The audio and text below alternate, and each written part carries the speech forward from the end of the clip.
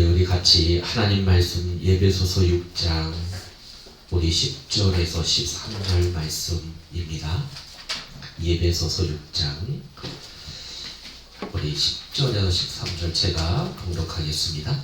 끝으로 너희가 주 안에서와 그의 심의 능력으로 강건하여지고 마귀의 관계를 능히 대적하기 위하여 하나님의 전신갑주를 입으라.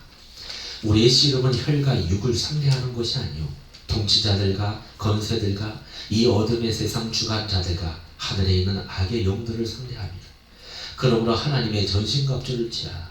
이는 악한 날에 너희가 능히 대적하고 모든 일을 행한 후에 서기 이함이라. 아멘. 우리는 계속해서 성도들이 치러내야 할 영적 전쟁을 주제로 살펴보고 있습니다. 오늘은 우리가 치러야 할 영적 전쟁은 어떻게 시작이 되었으며 그 전쟁의 내용은 무엇인지에 관해 정리하는 시간을 가져보겠습니다. 여러분도 경험상 느끼셨겠지만 인생은 그렇게 호락호락하지 않습니다. 그래서 어떤 철학자는 이런 말을 했어요. 인생은 고난의 연속이다. 인생은 고통의 항연이다. 그래서 참 사는 게 쉽지가 않습니다. 아무리 많이 가져보아도 아무리 사랑하는 가족들이 곁에 있어도 인간의 고통 문제는 쉽게 해결되지 않습니다. 사람들은 인간이 당면하고 있는 고통의 문제를 해결하기 위해 여러 가지 연구도 하고 여러 가지 시도도 합니다. 그리고 해결책도 제시합니다. 그러나 인간은 여전히 고통의 문제에서 벗어날 수가 없었습니다. 어떤 사람들은 인간의 고통의 문제를 가난으로 보았습니다. 실제로 가난한 사람들이 부유한 사람들보다 더 고통스럽게 사는 경우가 많기에 그러한 주장이 맞는 것 같죠. 분명 가난은 고통스러운 거예요. 돈이 많으면 편하잖아요, 사실. 그러나 그 가난이 고통의 원인이 될 수가 없습니다. 가난이 고통의 근원이라면 부자는 모두 행복해야 하는데 부자라도 모두 행복하지 않다는 것을 우리는 너무나 잘 알고 있습니다. 그리고 어떤 사람들은 무지가 고통의 근원이라고 생각합니다. 교육을 많이 받고 또 교양이 있는 사람들과 그렇지 못한 사람들을 비교해 볼 때 분명 무지도 고통의 한 원인이 되는 것은 사실입니다. 그렇다고 무지가 인간 고통의 근원은 아닙니다. 여러분, 오늘날 우리나라의 문제가 전부 다 서울대생이 일으킨다는 거 아십니까? 예. 무지가 고통의 근원이라면 교육을 잘 받는 사람들은 모두 행복하고 착해야 하는데 그렇지 않습니다. 그래서 교육도 인간의 고통과 약을 해결하는 근본적인 방법이 되지 않습니다. 또 어떤 사람들은 질병이 고통의 원인이라고 생각합니다. 여러분 자신의 병이 들었을 때나 혹은 가족 중에 아픈 사람이 있을 때 얼마나 우리 마음이 고통스럽습니까? 분명 질병은 우리를 고통스럽게 하는 한 원인입니다. 그러나 질병도 인간 고통의 근원은 아닙니다. 만일 질병이 우리 인간이 당면하고 있는 고통의 문제의 원인이라면 건강한 사람들은 모두 행복해야 하는데 그렇지 못합니다. 이렇게 가난, 무지, 질병은 고통의 원인으로 작용하기는 하지만 그 고통의 근본적인 원인은 아닙니다. 이런 것들은 모두 고통의 원인에서 발생하는 하나의 증상들 뿐입니다. 여러분이 독감에 걸리면 콧물도 나고 또 재채기도 나고 또 몸이 으스스 춥고 뼈마디가 쑤시고 하는 증상이 나타나는 것은 뭐 때문에요? 독감이 걸렸기 때문에 그런 거예요. 이처럼 독감이 콧물, 재채기, 통증의 원인인 것처럼 가난과 무지와 질병이라는 고통의 증상을 수반하는 인간 고통의 원인이 있다는 겁니다. 그것이 무엇일까요? 성경은 그거를 뭐라고 표현하냐? 죽음이라고 표현합니다. 사망. 모든 인간은 죽음이라는 질병에 걸려 있기에 가난과 무지와 질병이라는 고통의 증상을 느끼게 되는 것입니다. 여러분 시브리서 2장 15절 한번 볼까요? 자, 시브리서 2장 15절. 자, 이 말씀을 보시면 자, 시므리서 기자가 이렇게 표현합니다. 또 죽기를 무서워함으로. 자, 모든 사람은 죽기를 무서워합니다. 한평생 매여. 자, 어디에 매입니까? 죽음에 매이는 거예요. 그러니까 죽음의 종로를 탄다는 얘기예요. 그러니까 주님께서 이 땅에 오셔서 이 종로를 타는 이 자를 놓아 주셨다는 겁니다. 이 말이거든요. 자, 그러면 죽음이 도대체 뭐길래 인간들은 죽음을 왜 그렇게 두려워하고 있는 걸까요? 죽음은 단순히 우리의 목숨이 끊어지는 것을 죽음이라고 할까요? 그런데 여러분, 인간의 죽음은 다른 짐승들의 죽음과는 또 다른 죽음입니다. 하나님께서 인간과 모든 짐승을 뭘로 지으셨다고 했죠? 흙으로 졌다고 하죠. 그런데 인간에게는 뭔가 다른 것이 불어 넣어졌어요. 그걸 창세기 2장 7절에 생기라고 합니다. 한번 찾아볼까요? 창세기 2장 7절에. 자, 창세기 2장 7절에. 자, 여기 보면 생기 이렇게 표현하고 있어요. 자, 여호와 하나님이 땅에 흙으로 사람을 지으시고 생기를 그 코에 불어넣으신 사람이 생명이 되니라.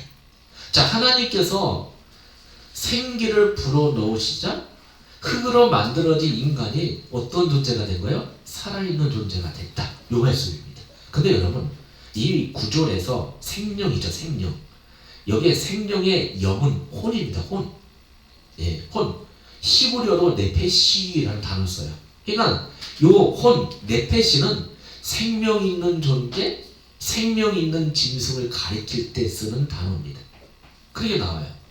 그래서 여러분 구약 성경에 보면 사람을 이렇게 계수하잖아요.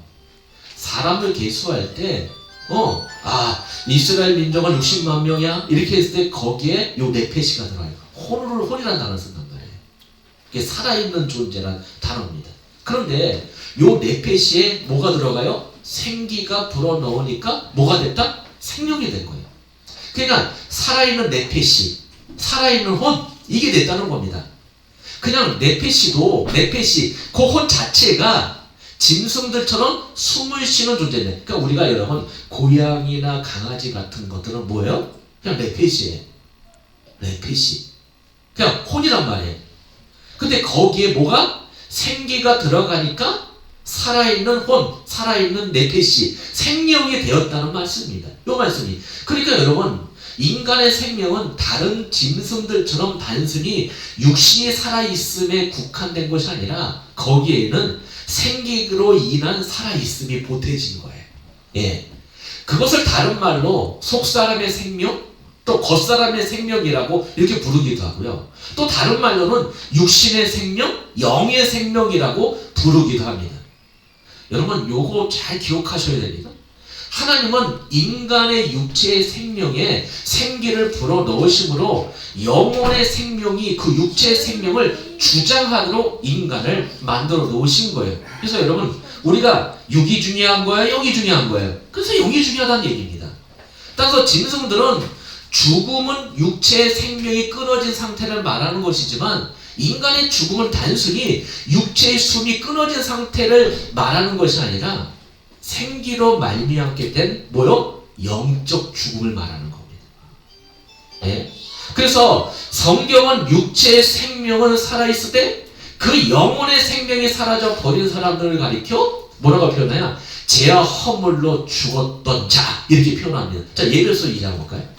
죄와 허물로 죽었다 이렇게 표현하고 있는 거예요. 자, 보세요. 예배서 2장 보시면 그는 허물과 죄로 죽었던 너희를 살리셨다. 제가 그랬죠. 2장 1절을 어떻게 번역해야 된다고요? 그는 허물과 죄로 죽었다.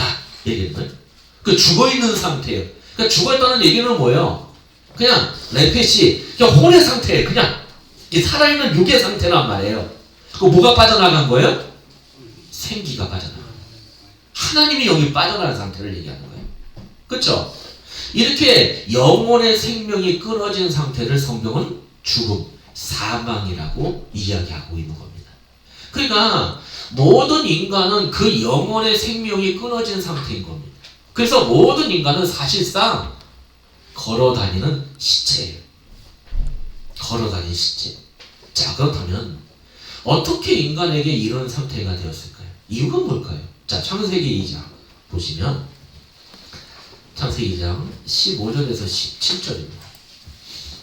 창세기 2장 15절 17절. 자, 여기 보시면 여호와 하나님이 그 사람을 이끌어 에덴 동산에 두어 그것을 경작하며 지키게 하시고 여호와 하나님이 그 사람에게 명하여 이르시되 동산나무 각종 나무의 열매는 내가 임의로 먹되 선악을 알게 하는 나무의 열매는 먹지 말라. 내가 먹는 날에는 반드시 죽으리라. 자, 하나님 명하시죠? 자, 율법이 주어지는 겁니다. 계명이 주어졌어요. 자, 하나님께서 에덴 동산에 선악을 알게 하는 선악과를 만들어 놓으시고 아담과 하와에게 다른 것은 다 먹어도 되지만 선악과는 먹으면 안 된다고 명령을 하십니다.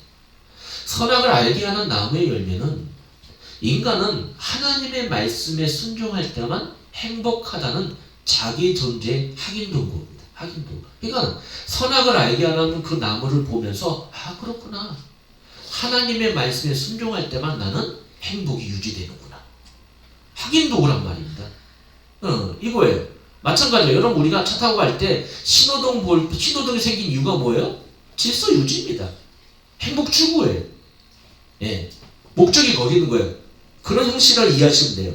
그래서 여러분, 죄라는 것은 단순히 도덕적, 윤리적 악한 행위를 말하는 것이 아니라 하나님께 순종하지 않고 하나님을 거역하는 것을 죄라고 부르는 겁니다.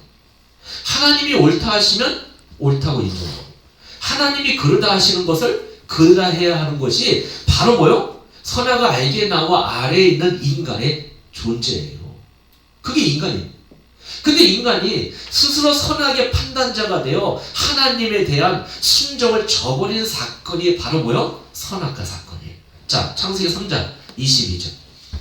자, 여기 보시면 자, 여호와 하나님이 이르시되 보라 이 사람이 선악을 아는 일에 우리 중 하나가 같이 되었으니 그가 그의 손을 들어 생명나무 열매도 따먹고 영생할까 하노라 하시고. 여러분, 이 말씀이 바로 인간들이 선악을 판단하는 일에 있어서 하나님께 순종하지 않고 자기들이 하나님처럼 스스로 판단자가 되어 버렸다는 말씀입니다. 여러분, 우리는 이걸 뭐라고 표현해요? 불순종이라겠죠. 이걸 바로 죄라고 부르는 겁니다.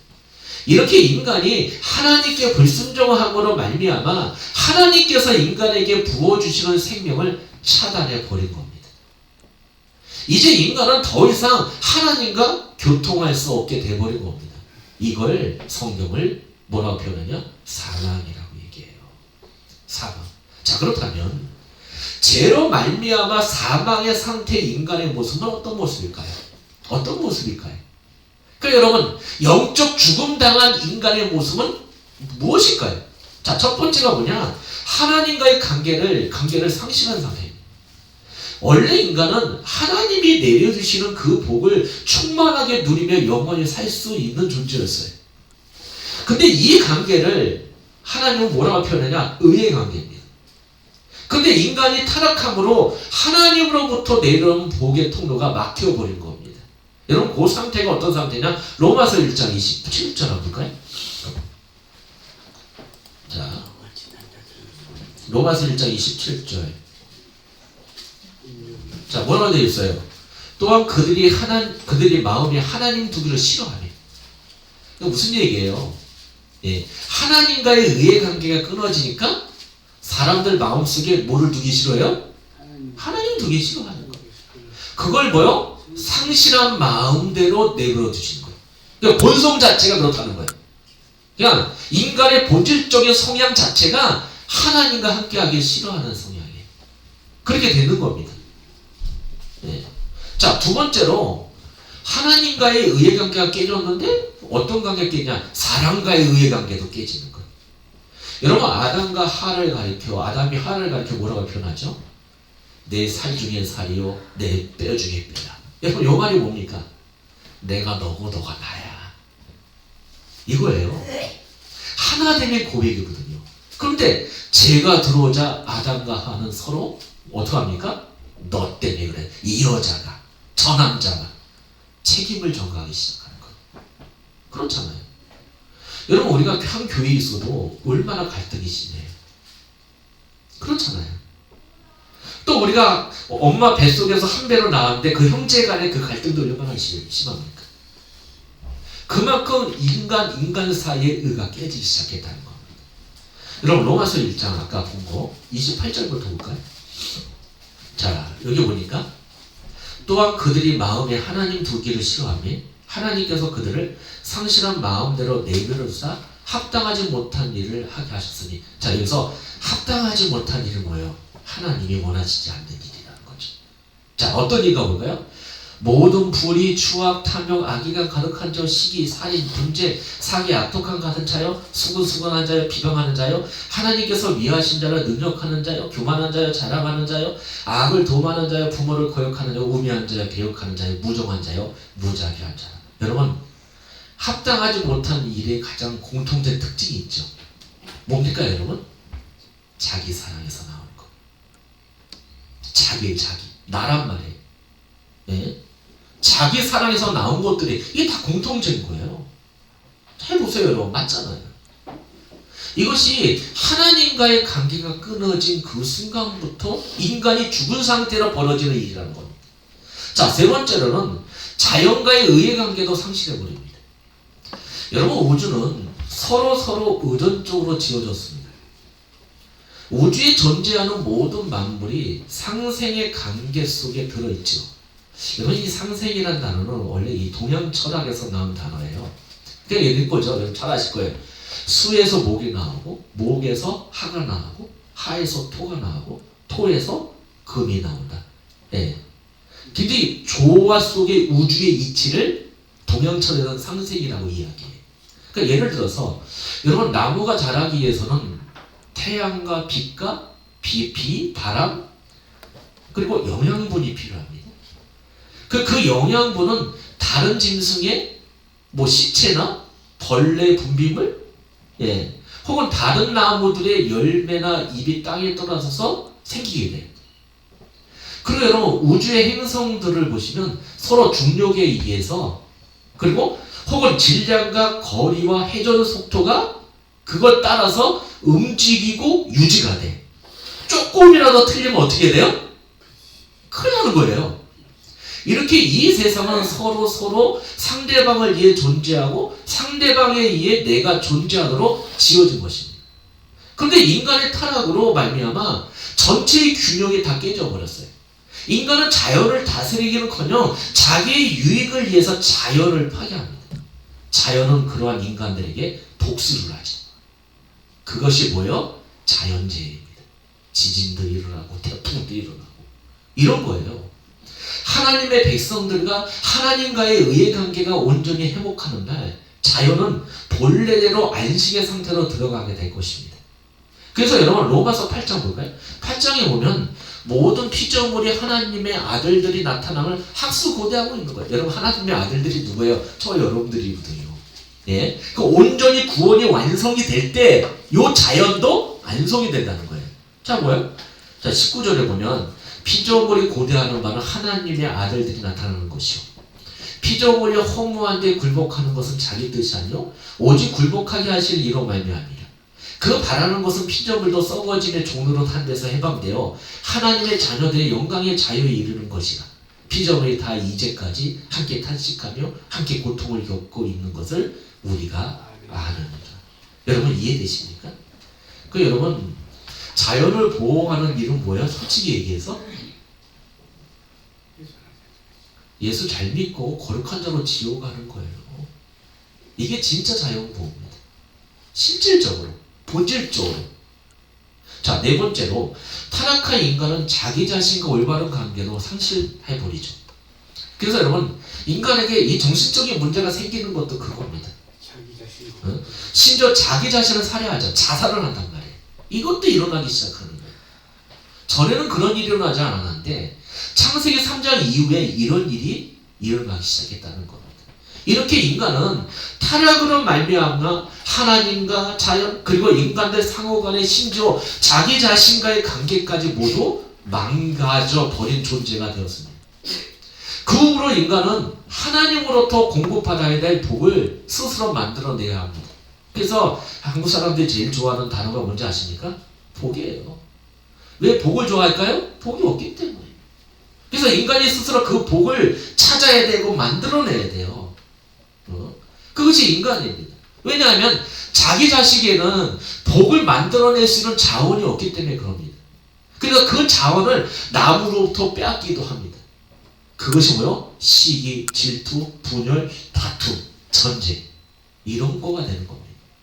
그래서 하나님은 하나님을 알지 못하고 능력도 없는 아브라함이라는 사람을 택해서 복의 근원을 만들어 주심으로 해서 이 복은 전적으로 하나님의 은혜로 회복될 것임을 말씀하신 겁니다. 이러한 하나님의 복의 회복을 성자 하나님이신 예수 그리스도를 통해 이루시기로 하시고 당신의 택한 백성들을 예수 그리스도 안에 넣어버리신 거예요. 이게 구원이죠. 자, 로마서 5장 한번 볼까요?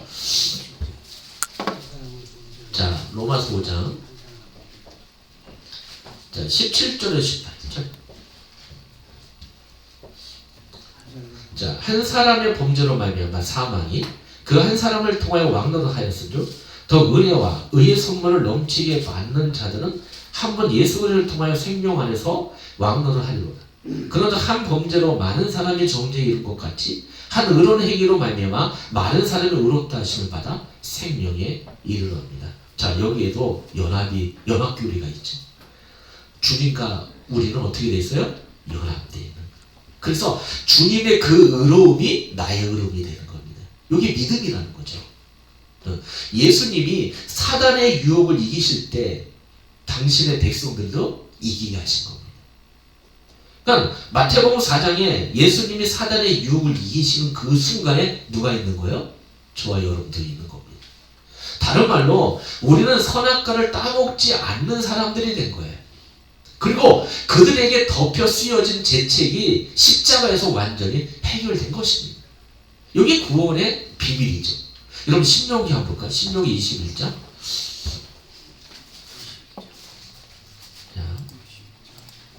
신명기 21장. 자, 22절에서 23절 말씀 보시면 사람이 만일 죽을 죄를 범함으로 내가 그를 죽여 나무 위에 달거든. 자, 이 십자가를 얘기하죠. 그 시체를 나무 위에 밤새도록 두지 말고 그간에 장사하여 내 하나님 여호와께서 내게 기업으로 주시는 땅을 더럽히지 마라. 나무에 달린 자는 하나님께 저주를 받았습니다. 그러니까 우리는 하나님께 저주를 받을 수밖에 없는 존재라는 겁니다. 근데 내 대신 누가? 예수께서 십자가에서 하나님의 저주를 받으셨다는 겁니다. 그러니까 우리를 대신해서, 우리를 대표해서 죄 없으신 자격이 있는 하나님의 아들이 사람으로 이 땅에 오셔서 바로 그 역할을 하셨다는 겁니다. 마귀는 이제 더 이상 하나님께 그의 백성들의 죄를 참소할 수 없게 된 겁니다. 하나님의 백성들의 모든 죄가 예수 그리스도 안에서 모두 말끔하게 지워져 버렸기 때문입니다. 그래서 여러분에게 죄가 있을까요? 없을까요? 있어요? 없어요? 없어요. 여러분 없는 겁니다. 이렇게 얘기하면 이제 예수 그리스도 안에서 구원을 얻은 자들은 죄로 말미암아 주어진 사망에서, 그리고 그 사망의 증상인 고통의 문제에서 완전히 해방된 것입니다. 믿어집니까? 믿습니까 여러분? 우리는 사망의 고통에서 완전히 해방된 사람들이에요. 죄로 말미암아 사망이 우리에게 이제는 없는 겁니다.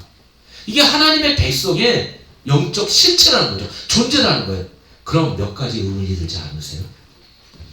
예수 믿는 우리는 고통의 문제로부터 완전히 해방이 되었다고 하는데 지금 예수를 믿고 있는 우리가 여전히 받고 있는 이 고통의 실체는 뭘까요?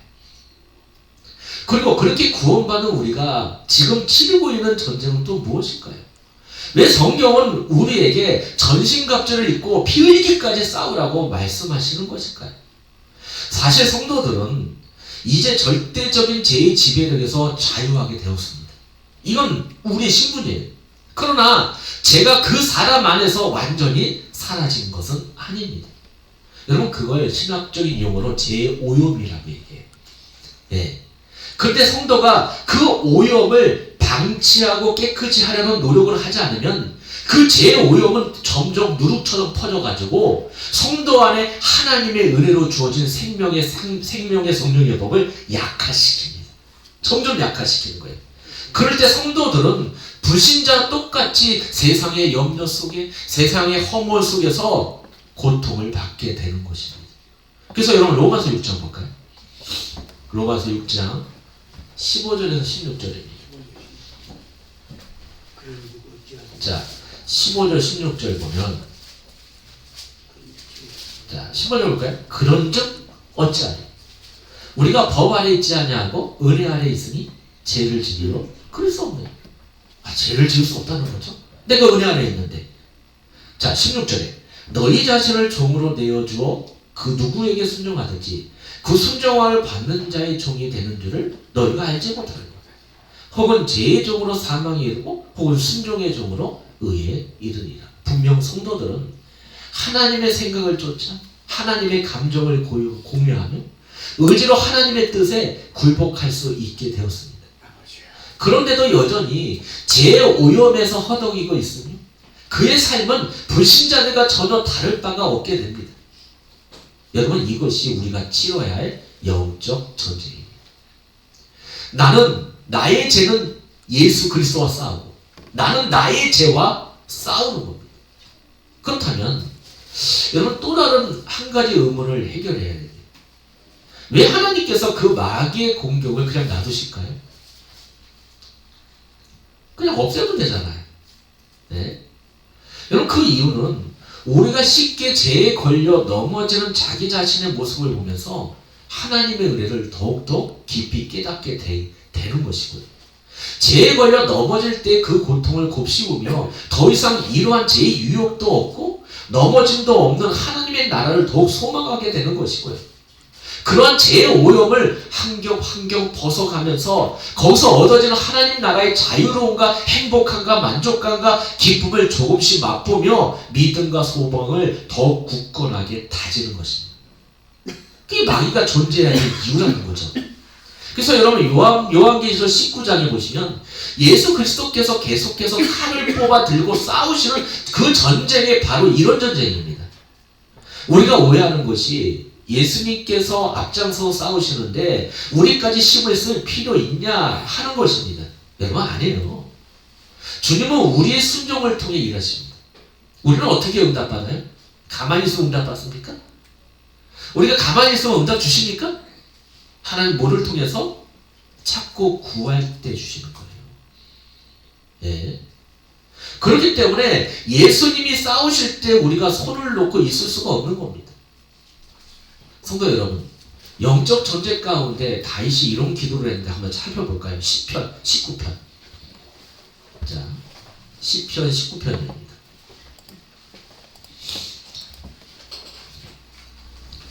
자, 뭐라고 되어 있나? 19편 13절 14절입니다. 지금 바울은 다윗의 기도예요. 또 주의 종에게 고의로 죄를 짓지 말게 하사 그 죄가 나를 주장하지 못하게 하소서. 그리하면 내가 정직하여 그 죄가에서 벗어나겠나이다. 나의 반석이시여 나의 구속자이신 여호와여 내 입의 말과 마음의 묵상이 주님 앞에 연락되기를 원하나이다. 다윗도 이런 기도를 한 거예요. 여러분도 이 기도 속에 들어가신 여러분 되기 바랍니다. 제가 많이 읽는 책 중에 리차드 십스라는 목사님이 쓴 책이 있어요. 거기에 이 목사님은 청교도 목사님이에요. 그래서 벌써 400년 전 있는 목사님인데 잘 들어보세요. 양심을 거스른 죄는 살아남은 기도의 입을 막고, 그 죄가 살아남은 기도의 입을 막는답니다. 하나님 앞에 담대히 나가지 못하게 하며, 그렇죠? 영혼의 자유를 빼앗아 간다. 이렇게 돼요. 그러니까 뭐 하라는 거예요? 싸우라는 거.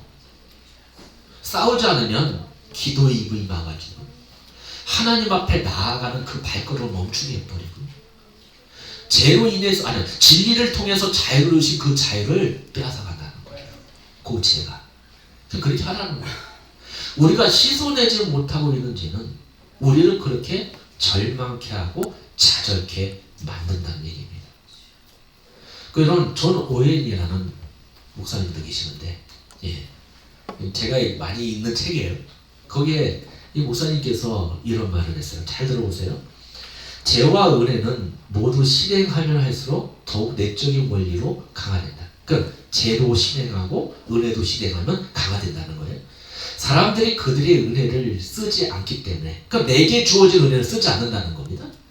내재하는 죄가 증가되고 그 은혜를 사용함으로써 그 더 이상 내재하는 자가 자라지 못한다. 그러니까 은혜를 사용하냐 안 하냐에 따라서 그 죄가 증가가 되고 그 죄가 자라지 못하게 만든다는 겁니다. 그럼 보세요. 순종의 의무에 있어서 더 많은 은혜를 사용할수록 은혜는 더욱 강화되고 증가한다. 그리고 사람들이 그들의 정욕의 열매를 많이 생산해낼수록 그들 안에서 더 많은 정욕이 생겨난다. 늘 정욕을 추구하면 더 큰 정욕이 나한테 온다는 거예요. 자, 정욕은 스스로 먹고 살며 자신의 독을 삼키며 증식한다. 사람들이 죄를 많이 지을수록 그들의 성향은 죄를 향하게 된다. 그것은 죄의 법의 속임으로부터 오는 것이다. 여러분, 지금 이거 누구한테 얘기한 거예요? 불신자한테 얘기한 거예요? 아니요, 예수 믿는 사람들한테 얘기한 거예요. 네. 그래서 신앙생활 잘 하라는 겁니다. 여러분, 성도들은 반드시 죄와 싸워야 합니다. 죄를 몰아내야 돼요. 이러한 모든 노력은 하나님을 위해서도 아니고 다른 사람들을 위해서도 아닙니다.